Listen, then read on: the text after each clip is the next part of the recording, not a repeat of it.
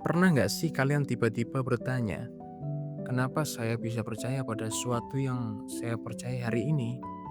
Bukan cuma soal agama atau politik, tetapi cara kita melihat hidup, melihat orang lain, melihat benar dan salah. Sebenarnya itu semua datang dari mana? Hmm, Pertanyaan sederhana itu justru membawa saya ke sebuah buku yang cukup menarik, yakni Pandangan Hidup karya Tan Malaka. Buku yang cukup tua memang, tapi setelah membacanya, saya merasa ada beberapa pertanyaan di dalamnya yang ternyata belum terlalu tua untuk kita bicarakan hari ini. Jadi buku ini sebenarnya bercerita tentang apa? Kalau harus kita ceritakan dengan sederhana, Pandangan Hidup adalah buku tentang cara manusia belajar memahami dunia. Tan Malaka mengajak kita melihat perjalanan manusia, bagaimana ia yang awalnya berhadapan dengan alam dan segala sesuatu yang belum jelas, kemudian membangun kepercayaan, mengenal agama, mengembangkan filsafat, sampai akhirnya menggunakan ilmu pengetahuan untuk memahami kenyataan. Tapi yang menarik bukan cuma perjalanannya, Tan Malaka juga ingin melihat apa yang membuat manusia berpikir seperti itu. Karena menurutnya, manusia tidak hidup sendirian di dalam kepalanya. Buku ini bukan cuma bertanya, apa yang kamu pikirkan? Tetapi juga, kenapa kamu sampai berpikir seperti itu? Dan menurut saya, pertanyaan kedua ini jauh lebih mengganggu dalam arti yang baik.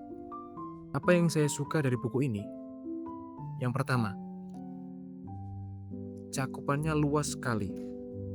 Tan Malaka bisa membawa kita dari persoalan manusia dan alam, kemudian masuk ke agama, filsafat, ilmu pengetahuan, lalu berujung pada persoalan masyarakat dan negara.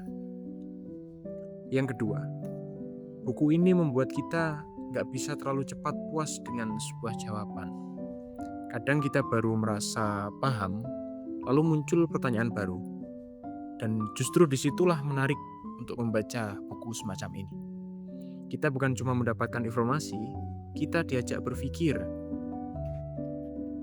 Yang ketiga, saya suka keberanian Tan Malaka dalam menghubungkan berbagai persoalan.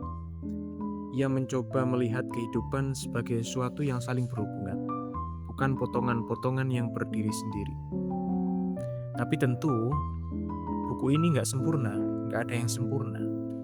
Kalau kalian baru mulai membaca filsafat, jangan kaget kalau beberapa halaman terasa cukup berat ya. Ada istilah yang mungkin membuat kita berhenti, baca lagi, terus mikir, ini maksudnya apa ya? Dan itu bukan cuma karena kita kurang pintar. Memang bukunya tipis, tapi isinya cukup padat. Selain itu, karena buku ini ditulis pada tahun 1948, beberapa gagasan dan penjelasannya tentu perlu kita baca dengan konteks zamannya. Jadi saya kira jangan membaca Tan Malaka untuk mencari seorang yang selalu benar. Baca dia sebagai seorang yang sedang berusaha keras memahami dunia. Kita dengarkan, kita pahami, kalau perlu kita bantah. Lalu, siapa yang cocok membaca buku ini? Kalau kalian suka filsafat, suka sejarah, tertarik dengan pemikiran Tan Malaka, atau memang sedang berada di fase hidup ketika mulai sering bertanya, sebenarnya kenapa dunia bekerja seperti ini? Buku ini mungkin cocok untuk kalian.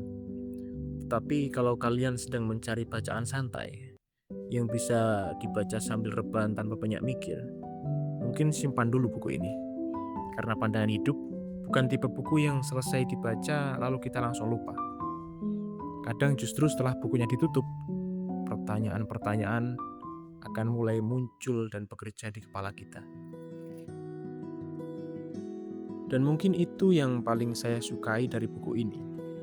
Ia tidak selalu membuat kita mendapatkan jawaban, tapi ia membuat kita lebih sadar bahwa jawaban yang selama ini kita punya pun mungkin perlu diperiksa lagi.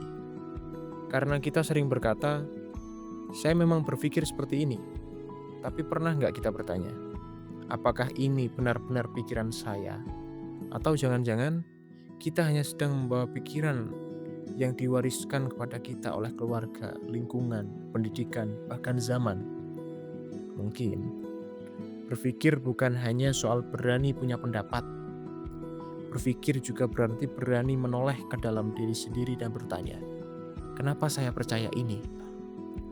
Dan kalau sebuah buku bisa membuat kita sampai pada pertanyaan itu, barangkali ia sudah melakukan sesuatu yang cukup berarti. Ini pandangan hidup Tan Malaka. Saya pamit dari Majelis Aksara. Selamat bertumbuh bersama kertas dan tinta.